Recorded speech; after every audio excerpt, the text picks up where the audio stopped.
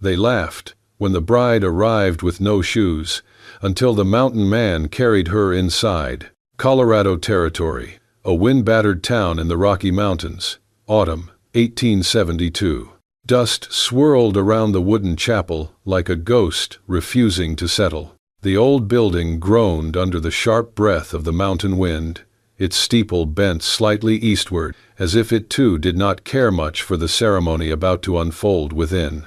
The buckboard wagon creaked to a halt, its wheels caked in red clay. From it stepped a girl who did not belong to that stage, not in the way she was dressed. Her name was Mary May, and her wedding dress had once been ivory but now clung to her legs in dull creases and dirt.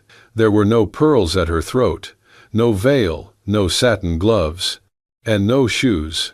Her bare feet touched the earth like she was greeting it, like she belonged more to the land than to the altar she was being dragged toward. Mud streaked her ankles, a thorn clung to her hem. From the crowd gathered outside the church, the whispers began like crackling brush fire. Did she forget her boots? No, she ain't got any. Look at her. Barefoot. On her weddin' day. Poor thing's too broke to marry decent. Or too wild. Her mother, rigid and pale in her Sunday dress, gripped Mary's arm tighter. "Keep walking," she hissed through clenched teeth. "You'll shame this family no more than you already have." Her father stood a few steps behind, chewing the inside of his cheek, eyes trained on a point, far away from his daughter's shame. Mary didn't speak. Her face was calm, too calm, but inside her chest, something kicked against its cage. Ahead, the church doors hung open, and in the threshold stood Harlan Dodd, a man in his late 40s with a gut built from cattle money and whiskey, wearing a brown coat 2 sizes too fine for his posture. His mustache curled like it was smirking, even when the rest of his face did not. He didn't smile when he saw Mary. He looked at her feet first, then her face.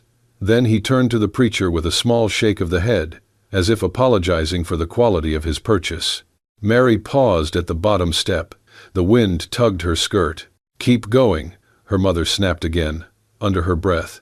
"We did not come all this way for you to turn into a joke now." Mary looked at the church, looked at the man inside it, looked at her own hands. Then she stepped forward, one bare foot onto the wooden step, then another. The boards were cold beneath her skin. As she reached the threshold, the crowd shifted, murmured, some chuckled under their breath. And then came the first laugh, sharp, dry, cruel. It broke the spell. A second laugh joined. Then another, like coyotes circling a limping deer. Mary's chest rose, her cheeks burned, her fingers twitched at her sides. And just as she crossed the threshold, just as the preacher opened his mouth and Harlan reached lazily for her hand, the church doors slammed open behind her, with a force that sent a ripple through the room. Wind screamed through the opening, extinguishing a few candles. Hats blew sideways. Skirts rustled. And there, in the doorway, stood Boone Calder, 6 feet and some inches of unshaven mountain silence, wrapped in a dark fur coat that bore the scent of pine and ash. His boots were covered in frost. His eyes, ice blue and still as lake water in winter, swept the room once, landing on Mary. The laughter died like a shot wool. No one moved. Boone didn't blink. He took a step forward into the church, and with it came a hush so thick you could slice it with a knife. Someone whispered from the back, barely audible, "Is that Boone Calder?" Mary turned slowly to face him. She did not smile, but something in her shoulders, until that moment tight as rope, eased, just slightly. Boone stared at her, and only her, and the mountain wind shut the door gently behind him. Boone Calder took one step into the chapel, then another. His boots thudded against the old wood like the beat of a war drum, slow, steady, final. The air around him carried the sharp scent of pine, fir, and the kind of cold that clung to a man who had not stood among crowds in many years. His eyes never left Mary May, not for a moment. The preacher, fingers trembling around his Bible, cleared his throat. "Sir," he stammered, "are you here to witness the union?" Boone didn't speak. From the front of the room, Harlan Dodd stepped forward, his face blotched red with disbelief. "This is my wedding," he growled. "I don't know who you think you are, but you best turn around and walk back out the way you came." Still no answer. Boone's silence was louder than any man's threats. Mary stood motionless between them, eyes wide, and then, just for an instant, a flicker of memory rose behind her gaze. Snow falling, a crackling fire, the same cold eyes, softer then, peering at her across a blanket. But it disappeared as quickly as it came. Boone took one more step forward, then another. The crowd parted instinctively. No one dared stand in his path. When he reached Mary, he didn't ask. He didn't speak. He bent down and lifted her off the ground. Gasps broke from every corner of the chapel. Her veil fluttered as his arms wrapped beneath her knees and shoulders. She was weightless in his grip, stunned, her hands pressed to his chest. "Boone," she breathed, "don't do this." His voice came quiet but strong. "You are not something to be handed over to scavengers." Harlan surged forward, pushing past a row of onlookers. His hand went straight for the revolver on his hip.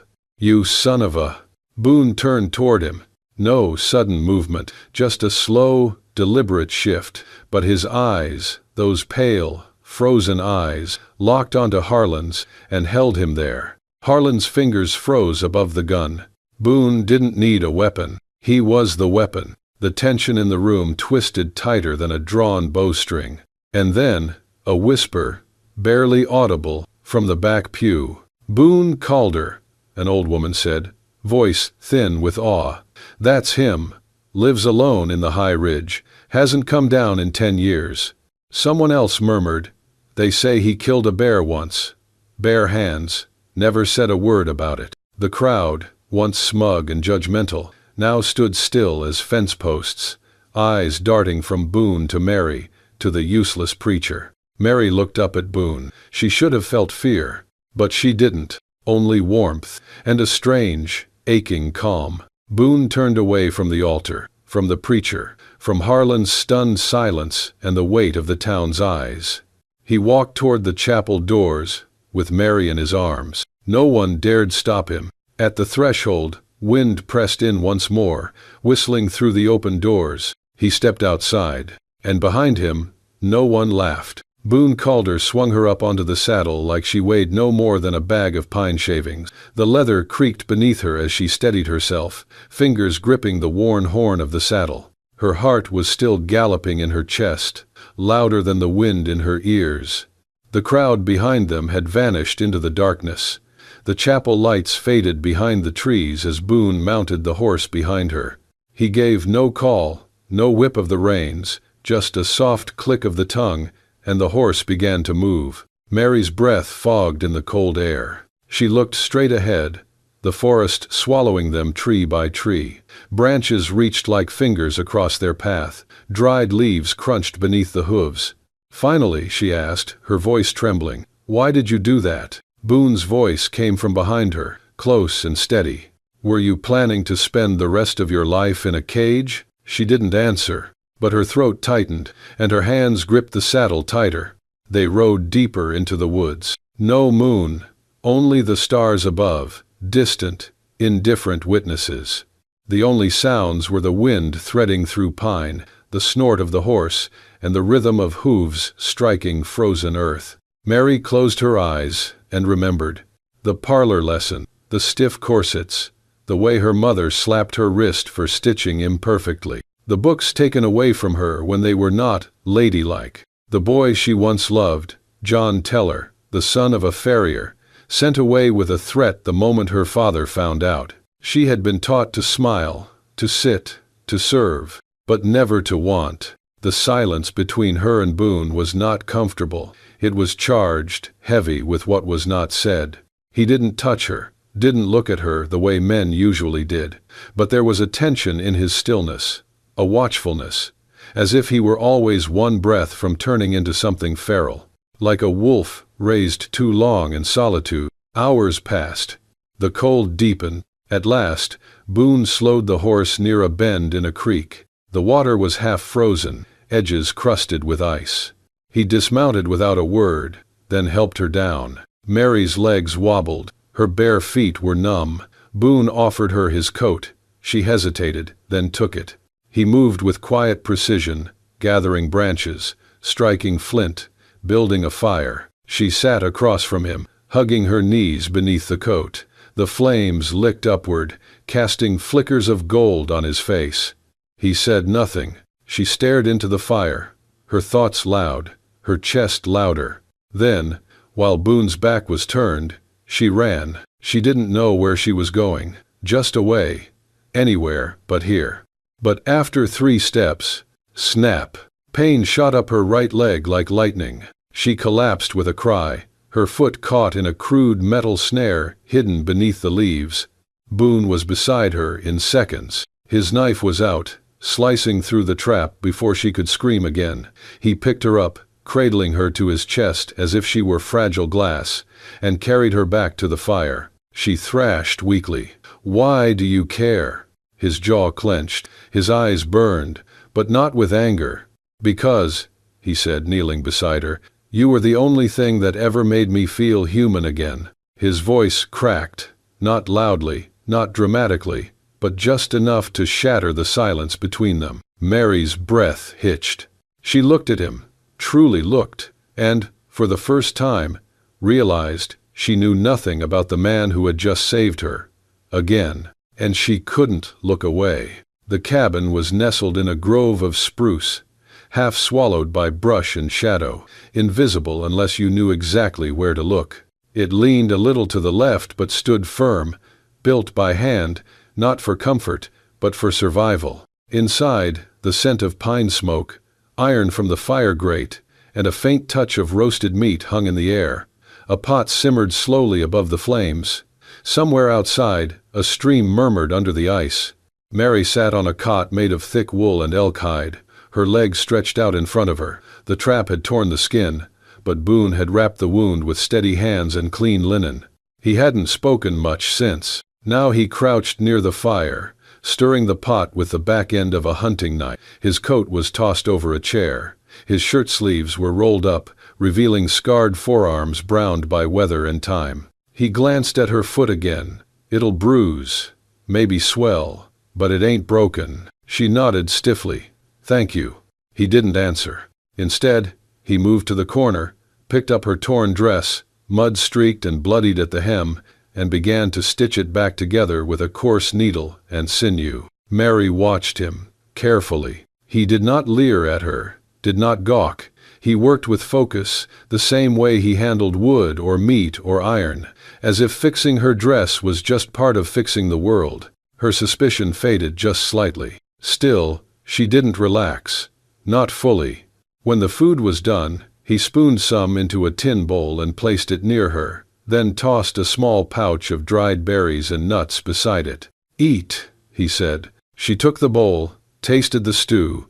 It was rabbit, lean but tender. She ate slowly, eyes never quite leaving him. When she finished, Boone stood and reached for a thick fur blanket. He walked over and handed it to her, then turned and walked straight out the door. Mary blinked. She listened as his boots crunched through the snow, then stopped. She crawled carefully to the window and peered out. Boone had laid himself out on a slab of stone near the stream, arms crossed behind his head. He was looking up at the stars.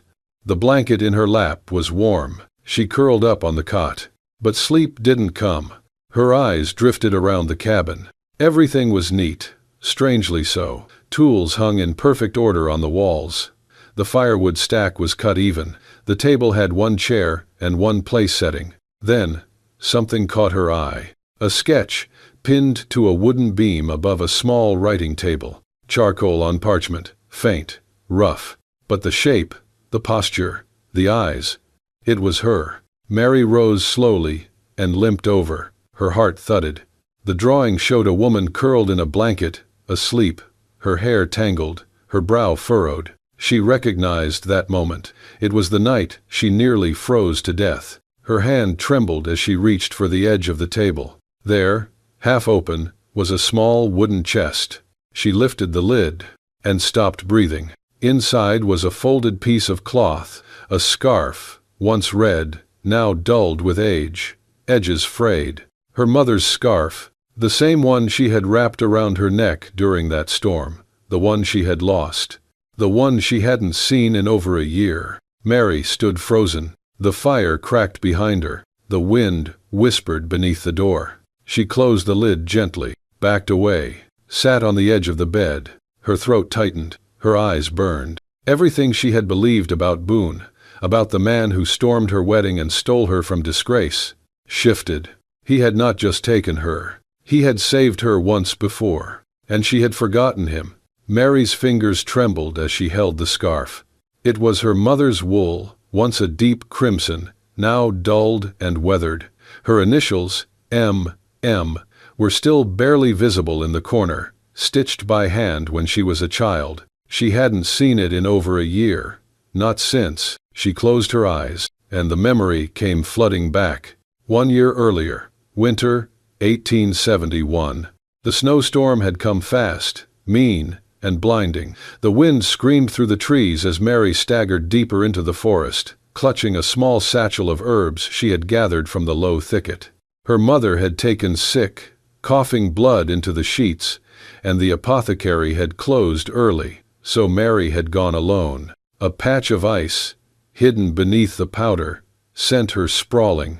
A sharp crack shot through her ankle. The world tilted sideways, then black. When she woke, it was dark. Firelight flickered behind her eyelids.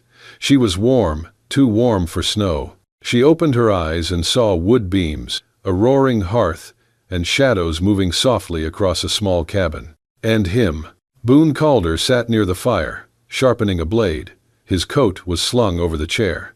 He looked like a figure carved out of the mountain, silent, solid. Mary tried to sit up and cried out. He was there in an instant, kneeling beside her. He said nothing, just handed her a cup of hot broth. She remembered the smell, juniper, onion, something wild. Her ankle was bound tight. She was wrapped in layers of hide and fur. Her scarf had fallen onto the floor beside her. "Where?" she whispered. "You're safe," Boone had said. "Storm's still coming. You'll stay till it passes." She stayed for 3 days. They barely spoke. Boone fed her, brewed teas from roots and leaves she didn't recognize, rubbed poultices into her bruised ankle. He never touched her more than needed, never looked at her too long. But his presence filled the room like a second fire. At night, when the winds howled outside, she curled in the cot near the fire while he sat by the door, knife in hand, watching the woods. And somehow, she felt safe. On the third night, as the storm began to break and the silence between them thinned, she looked across the fire and asked quietly, "Why did you save me?" Boone didn't look up, but after a long pause, he said, "Because I've lived like a beast for a long time, and you reminded me I was once a man." His voice cracked a little, not from sorrow, just from use. She didn't know what to say, but the words stuck with her. The next morning, the skies cleared. Boone helped her to her feet, and she limped back toward town, with the herbs still tucked in her bag. At the edge of the forest, before she left, she had turned to him and said, "I'll come back." He had only nodded, but she never did, because that very night, when her parents found out where she had been, they locked her in her room, called her wicked, shameful, unfit for marriage if word got out. They told the town she'd had a fever. They threw out her scarf, and they never let her near the woods again. Now, back in Boone's cabin, Mary sat frozen, the scarf pressed to her chest, the fire behind her casting long shadows on the wall. Outside, the wind had picked up again. She limped to the doorway and pushed it open. There he was, Boone, lying on the stone near the stream, one arm behind his head, staring up at the stars. The cold bit through her sleeves. She looked at him, really looked, at the man who had saved her once, had waited, had been forgotten, and then, tonight, had walked into a church and carried her out like a promise made flesh. Her voice cracked as she whispered, "I'm sorry, I forgot." He did not move. But the wind carried her words all the same, and inside her, something cracked, not from guilt, but from the sudden, overwhelming memory of what it felt like to be seen and never judged. Not even once. In town, Harlan Dodd was a man unraveling. His pride had been gutted in front of half the valley, the bride stolen, the church silenced, the whispers growing like weeds in every corner of the Flive, saloon, and stables. He could not let it stand, not with his name on every cattle brand in 2 counties. By sundown the next day, he had hired 3 men with long coats and longer rifles, men who did not ask questions, only how far and how fast. One of them, a trapper with a scar across his jaw, said he knew of a cabin near the high ridge, Dead Elk Pass. "There's a stream that runs under the bluff," the trapper added. "Used to be an old hunter's place. Ain't seen no smoke there in years, but he might have gone back to it." "Then we ride tonight," Harlan spat. In the forest, Boone noticed the prints almost at once. They weren't fresh, but fresh enough to worry him. The snow was disturbed near the trailhead, 4 sets of boots. Not local hunters, too heavy, too fast. He doubled back toward the cabin, face grim. Inside, Mary was tending to the fire. She looked up when he entered. "We don't have much time," Boone said. "They're coming." Her heart seized. He crouched near the hearth, grabbed a piece of charcoal, and began to sketch crude shapes on the floor. The trail, the stream, the high ridge. "If I don't come back," he said, "you head north, follow the creek. It'll split near the stone arch. Keep left. There's a cave near the waterline. Hide there till nightfall." Mary's voice cracked. "Don't say that. Don't talk like you won't come back." Boone looked at her then, really looked, and something in his eyes softened, but he stood and walked to the door. The sun had vanished. Night crept through the trees like a thief. He left without another word. She found the message an hour later. 3 stones on the doorstep, shaped like an arrow pointing north. Beneath them, scratched faintly into bark, "Run only if I fall." Mary paced the cabin, breath short, then grabbed her boots, the only pair she had, and slipped outside into the cold. She would not wait again. The gunshots came just before dawn. A sharp crack echoed across the ridge, then another. Snow flew up in bursts as bullets tore through the underbrush. Boone had led them into a ravine, hoping to funnel their horses between rocks too narrow to maneuver. He moved like the mountain, silent, swift, brutal. He dropped the first man with a rock to the temple. The second grazed his arm with a shot that tore the fabric of his coat.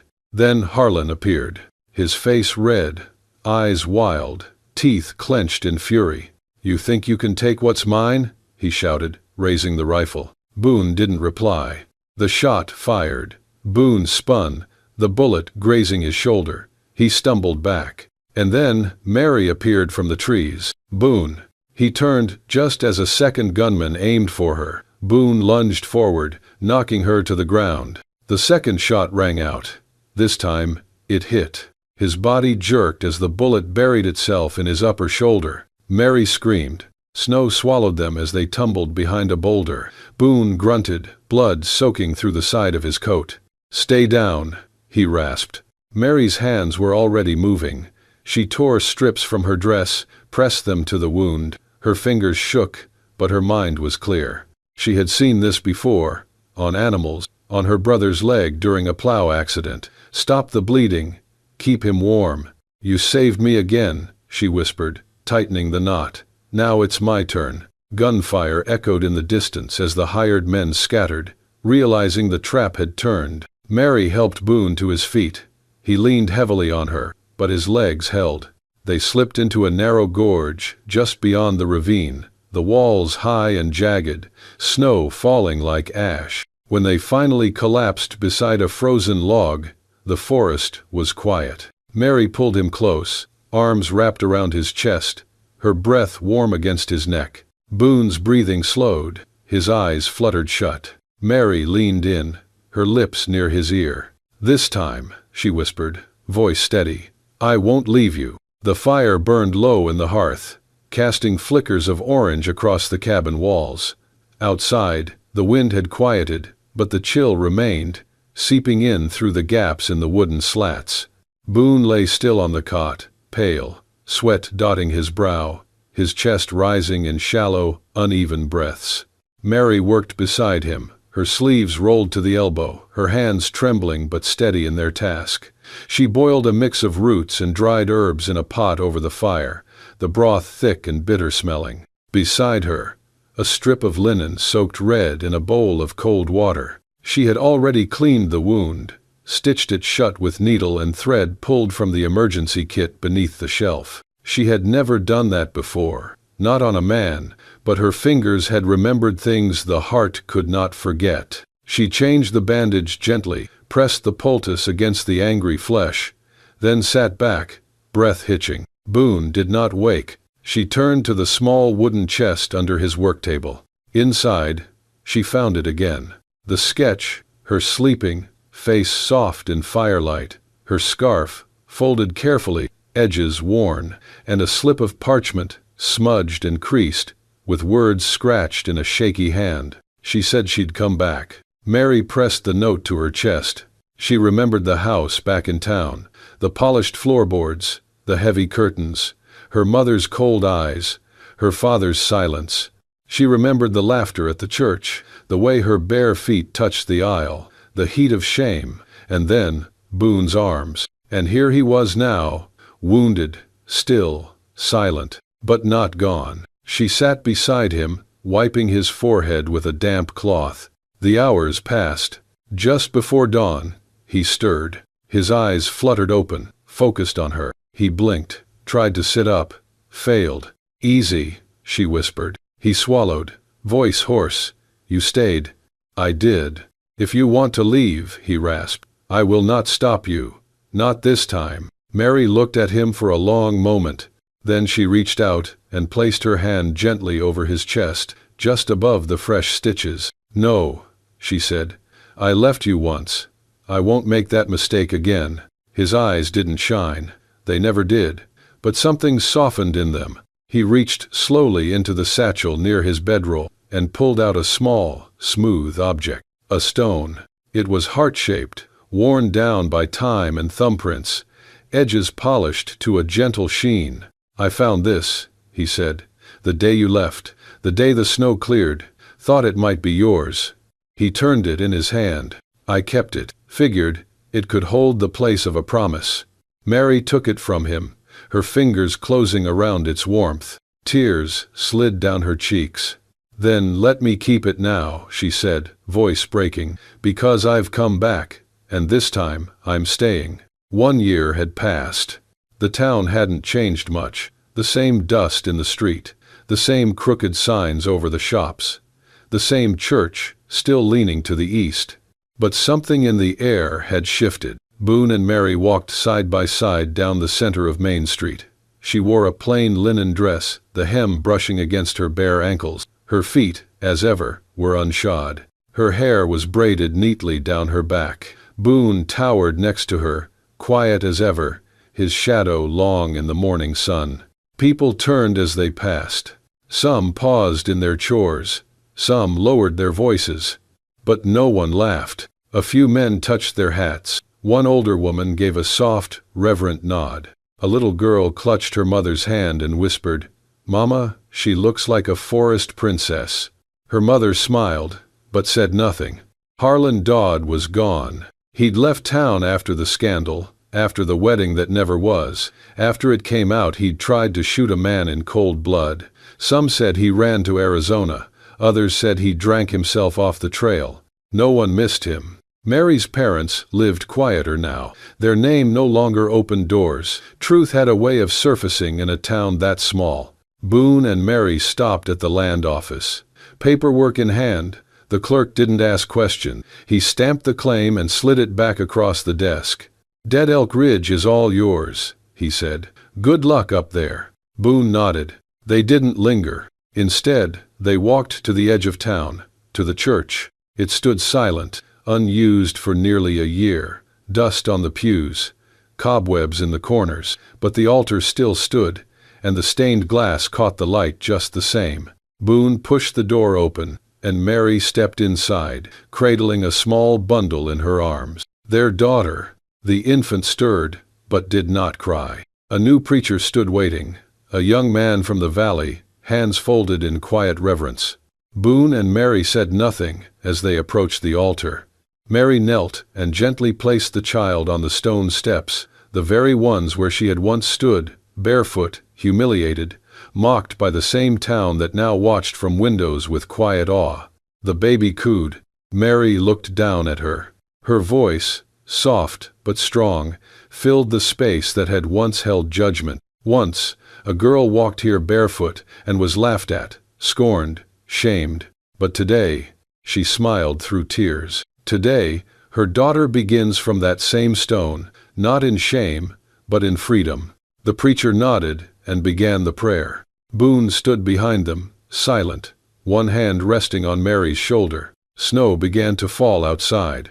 After the blessing, they stepped from the church, Mary holding the child, Boone at her side. The townspeople watched from porches, from windows, from shop doors.